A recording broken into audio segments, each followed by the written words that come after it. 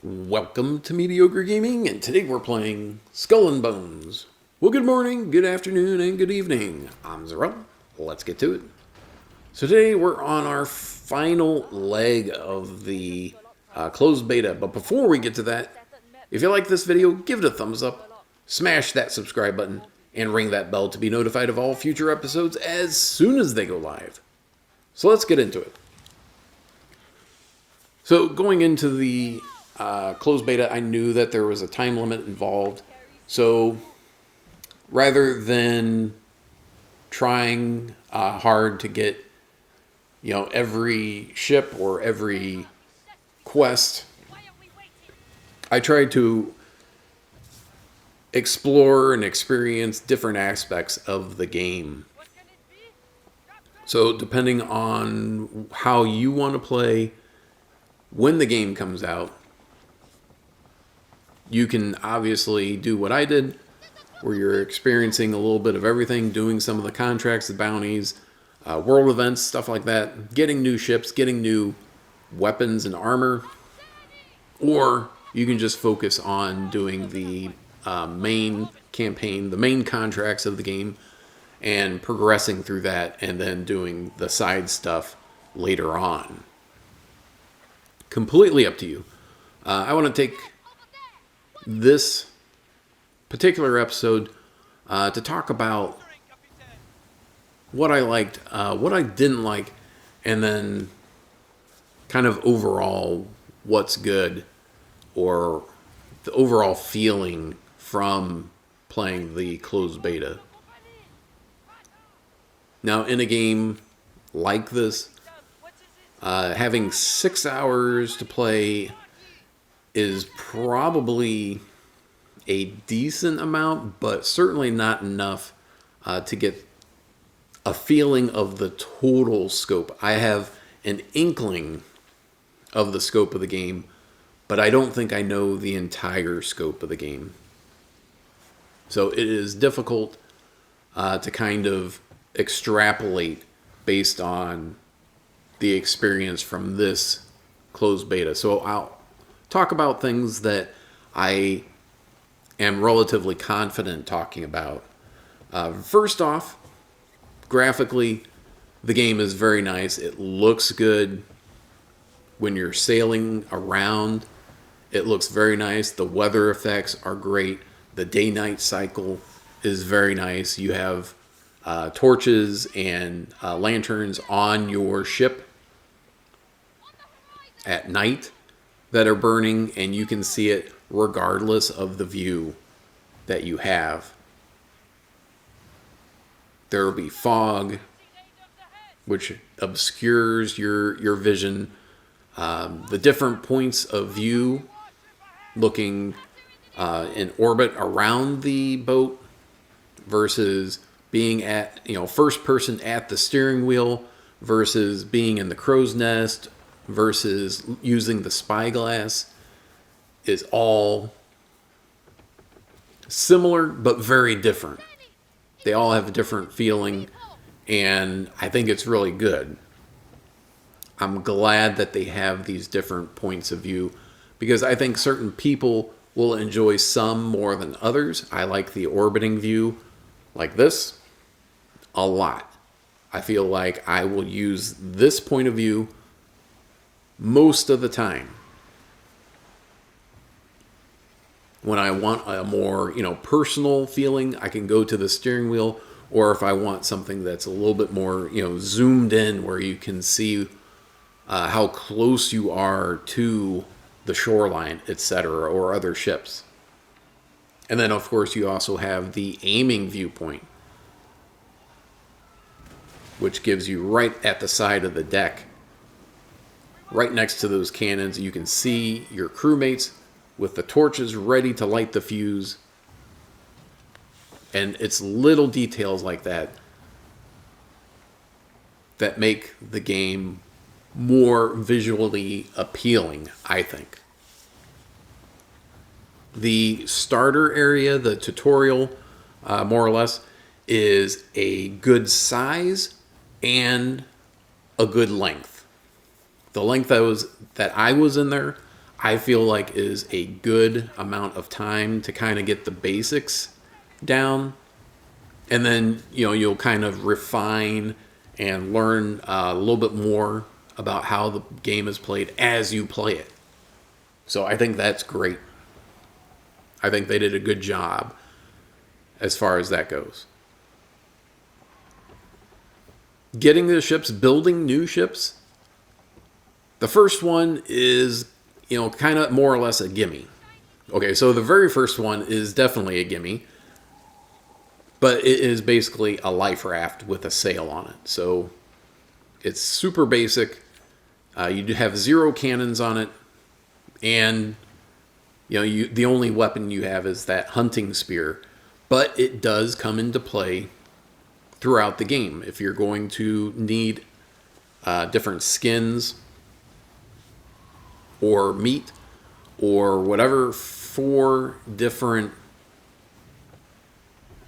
recipes, then you're still going to use it. Certain areas are only accessible to certain ships, which is nice. It plays into the more strategy aspects of the game. I don't think it'll go as far as the developers think it will, but it is in there, and you can use it to your advantage if you're aware of it. Now, once you get your first real ship, the ships beyond that you're going to have to work towards, either by buying the goods or looting ships for the goods. And as you go along, each additional ship will be a little bit more difficult to obtain than the previous one as the ships get bigger, as the ships get more advanced. Plus, everything in the game has a blueprint. So you can buy things, but you won't be able to make things unless you have the blueprint for them. So it's an interesting distinction. So I can buy a crate of cannonballs, or if I have the blueprint and the materials, I can make or have someone make on my behalf cannonballs. And all in all, it's going to be a little bit cheaper to do it that way. Treasure maps. Speak briefly about treasure maps. The treasure maps that you find along the way aren't going to make a lot of sense, especially in the beginning.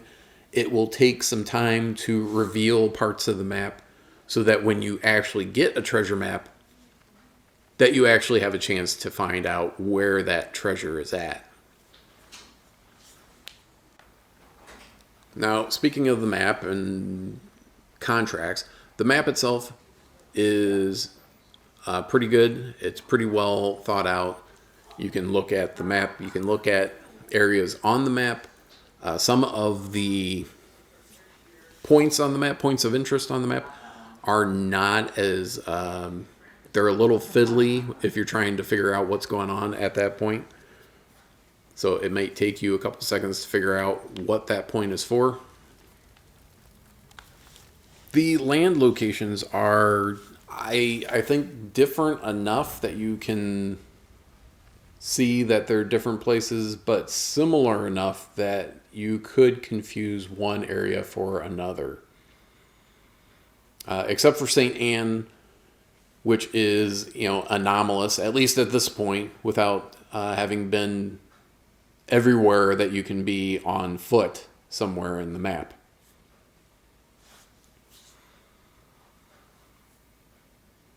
The ships are classified differently, so they have innate or passive traits. Each one's a little bit different. So even though you have 2 different, say, DPS ships, the innate trait is probably and likely to be different. The Infamy ranking system is, I don't know, I don't want to say it's neither good nor bad. It is a means to an end. How about that? Because the infamy, as you go up in levels, unlocks more. So you can get the blueprint for different weapons or different armor or different ships. But not all the vendors or very many vendors sell the blueprints for every single item.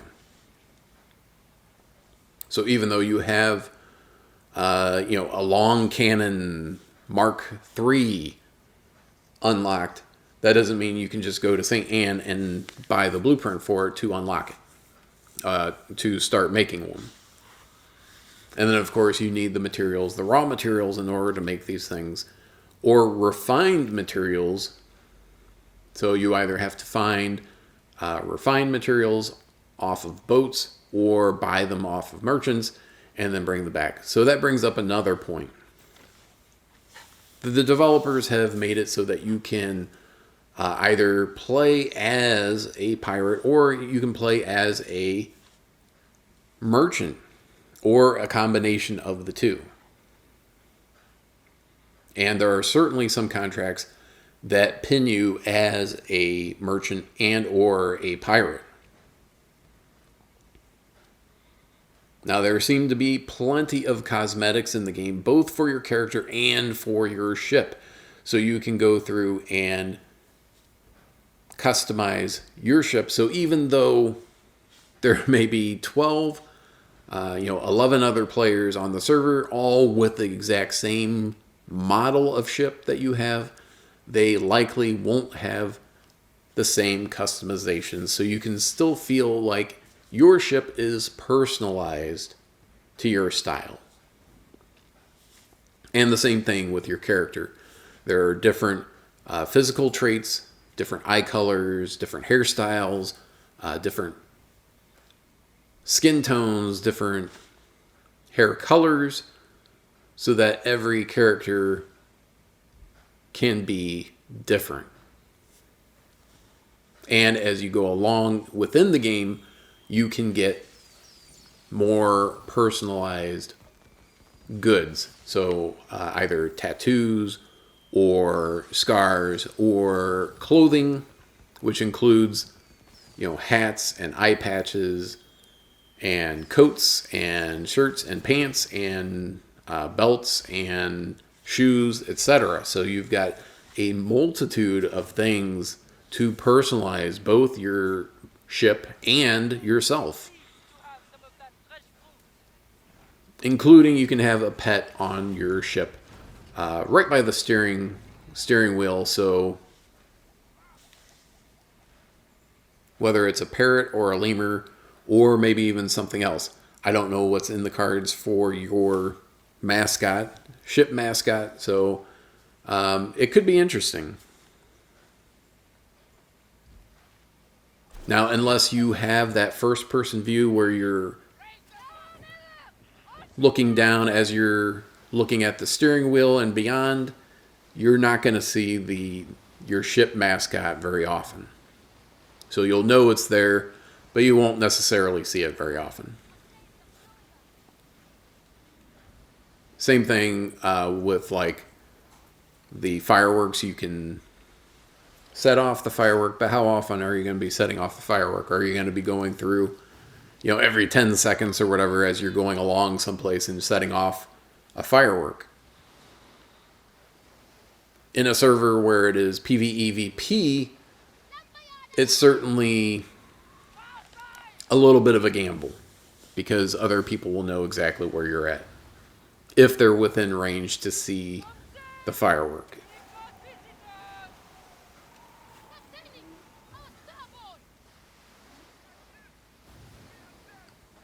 Now, the variety of contracts, which I've already touched on, are varied. Some that have you attacking, some that you have to carry items from one place to another, some that you have to obtain the items and then take them somewhere. And some of them tell you exactly how they want you to go about it. Some of them leave it up to you. They say, get this item, these planks of whatever, You can find them on these boats, or you can buy them from this guy over here. And it's up to you to decide what direction you want to go. If you go to the place to buy it from the guy, then it's going to cost you silver, and it's going to cost more than if you attack boats. However, you'll be able to get it all at once and then go on your way. So it is likely to be faster.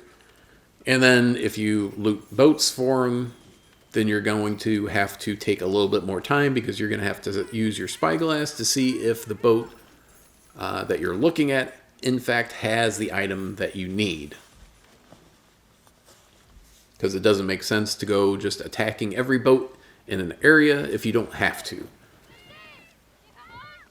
Ammunition is a serious issue in the game. If you're not closely paying attention to your ammunition, you could readily run out. So it is always important to make sure before you go out that you ensure you have enough ammunition for whatever you're going to do. There was at one point that I ran out of ammunition. Luckily for me, it was not critical, although it might have turned out a lot differently. Grilled bread. Grilled bread. Every time I see grilled bread, I say, isn't grilled bread just toast? Is it not just toast?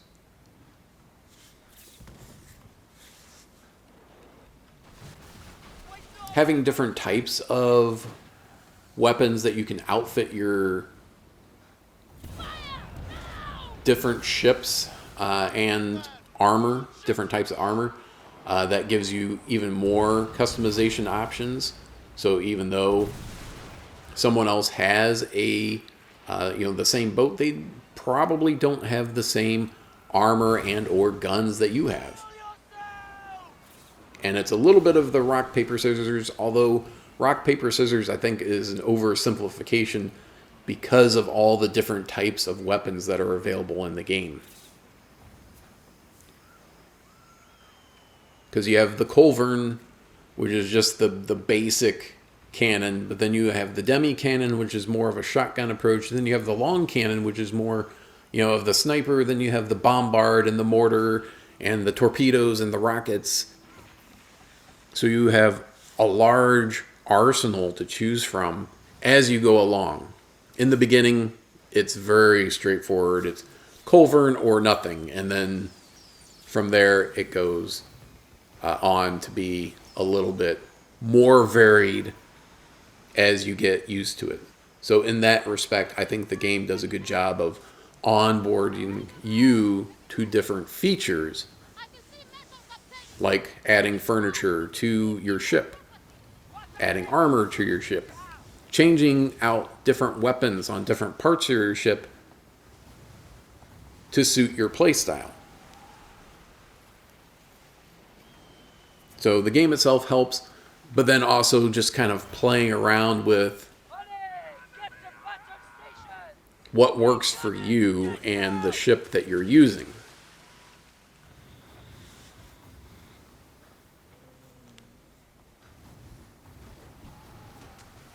So all in all, I would say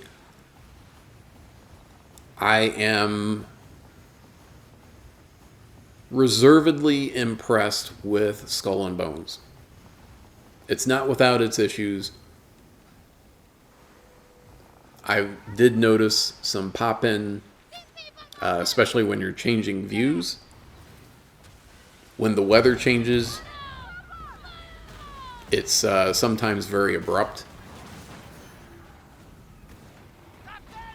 But that is, that can kind of be explained by being out at sea, and you kind of see that like curtain of rain coming down. So you see the storm cloud, you see the curtain of rain going into it, all of a sudden you have that storm getting out of it. Then of course all of a sudden you have slightly cloudy skies.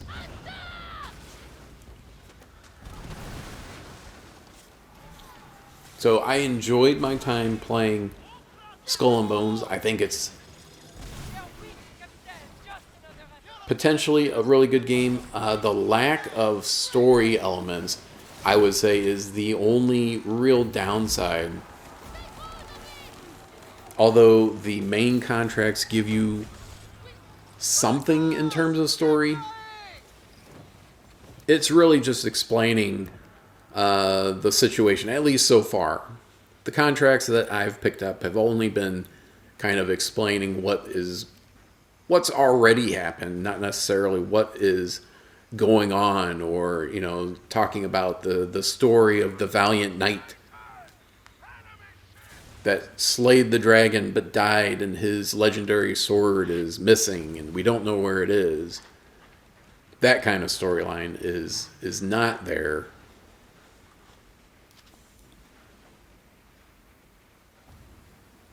But there is something. So in a way, it is more open-ended, where you can create whatever version of pirate would be the best. There is some management involved, but it is greatly simplified over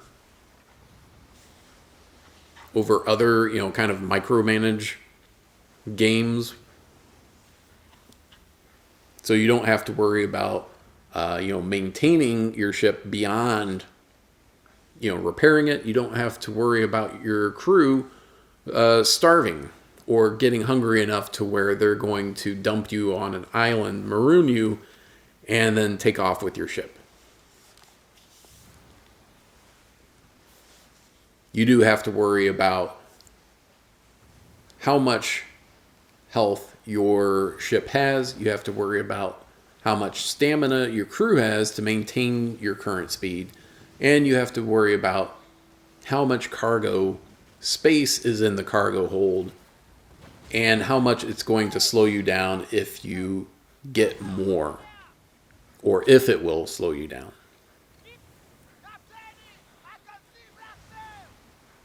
Now, also with a game that is PvEVP, there's always that lingering question about the behavior of other players within the space.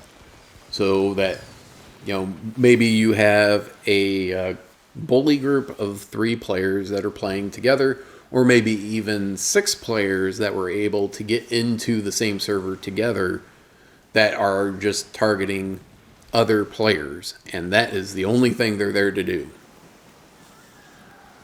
So certainly that is questionable tactics on the part of other players. And obviously, having a group of 2 or 3 versus a solo is certainly something to think about as well. But that is kind of the nature of adding in a PvP aspect to any game. Although the majority of the NPCs that I have encountered in the closed beta were neutral, meaning that they won't attack you just because they felt like it. There are some instances where you have aggressive NPCs that if you do get within range, they will attack you. So it does give a certain air of uncertainty if you get close to some ships that they will attack you. And I'm sure that is going to be more the case the further you get into the game. So I am hopeful that the game does do right by the players and has great gameplay when it does come out. Based on what I've seen here, it looks like it'll be an engaging game, and certainly something that you could play with a couple of friends an hour or more at a time. But that's it. I hope you enjoyed this video. Be sure to check us out on social media, and thank you for liking, commenting, and subscribing. And we'll see you next time.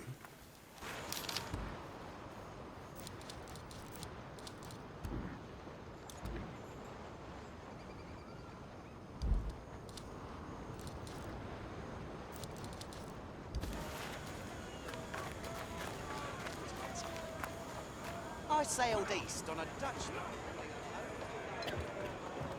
Any spice will do.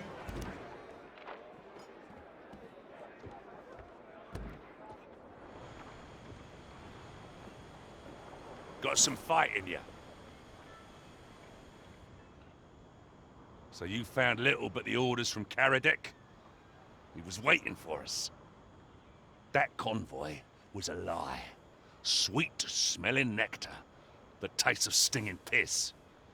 And my agents swallowed it all. That Compagnie lapdog Captain Karadec's been feeding them. The ones he hasn't turned is slaughtered. All my agents gone. And we're left with naked ass cheeks flapping in the wind. Karadec will be coming for us both now.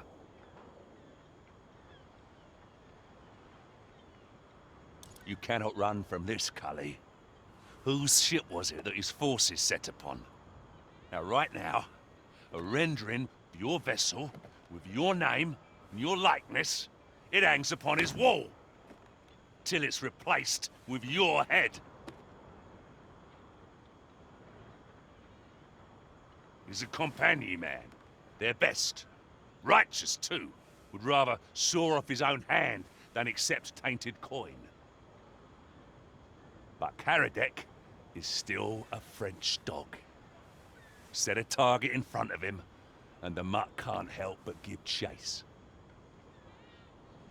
Don't you go off half-cocked.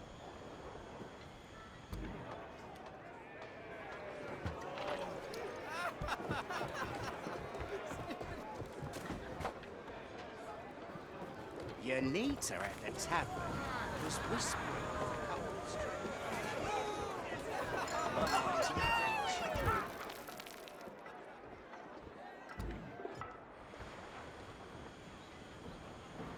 Got some fight in you. The Compagnie, the snobs, delude themselves by playing a puppet master, pulling strings to get me trapped. I say we entangle the French in their own rigging. Turn the fire on them before they come for us. Your devious mind is why I keep you around. But I'm way ahead of you, Cully. My agents will plant rumors of French treachery, and you, Cully, will play the villain.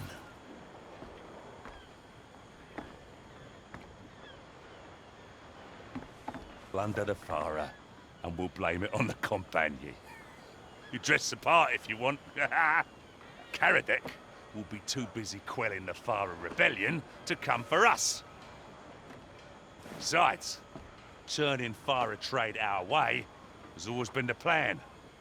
Without French weaponry, they'll need us.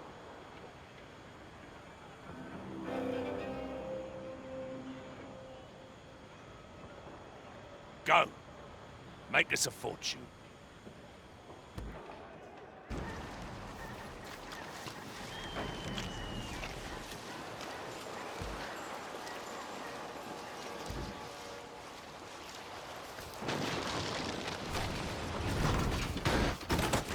Kingpin will reward you, Captain, for uncovering this treachery.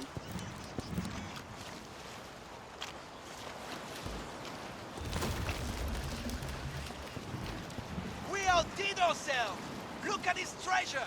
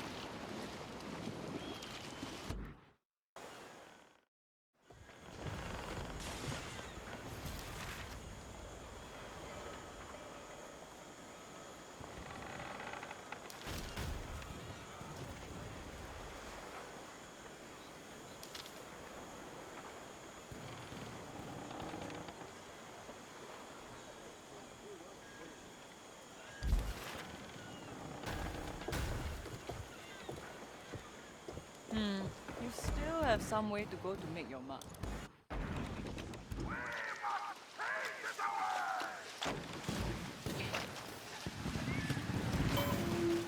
Get moving, you rascals!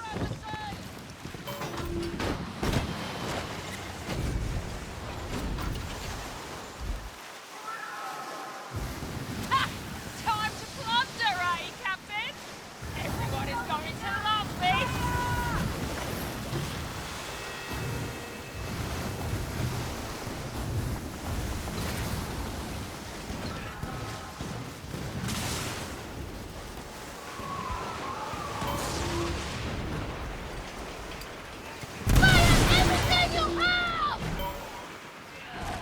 Let all cooperate! Go to your battle stations! They are more than before! What's that, Captain? I'd wager it belongs to the Sea People.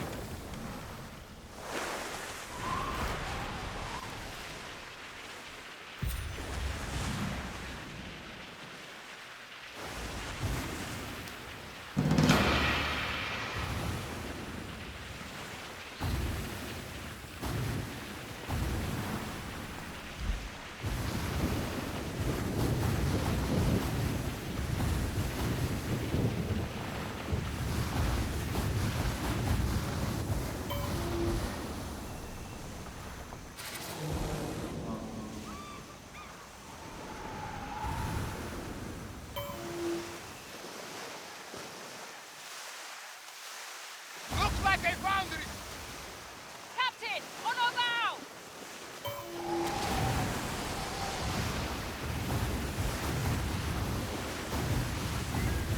With this wind, nothing can catch us!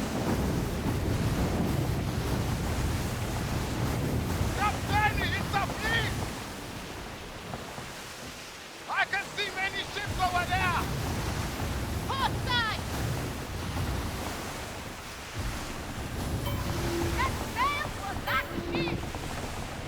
They spied us!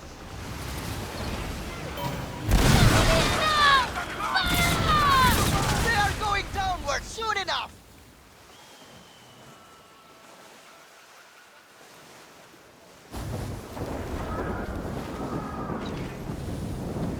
Fire away!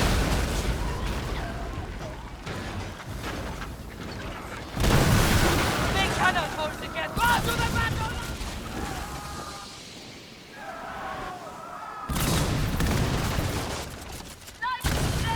Steady now! Damn those scurvy dogs! More of them are coming!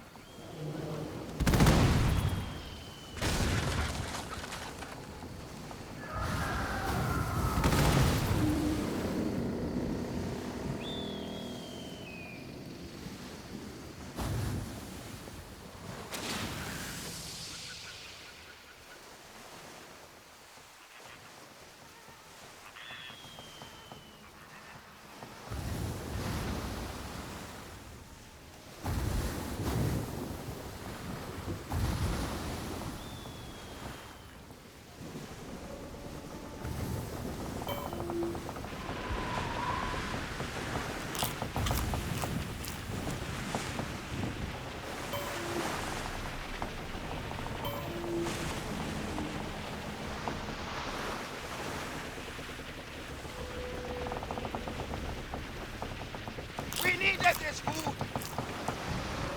Battle front! Oi! Get some grub in your bellies!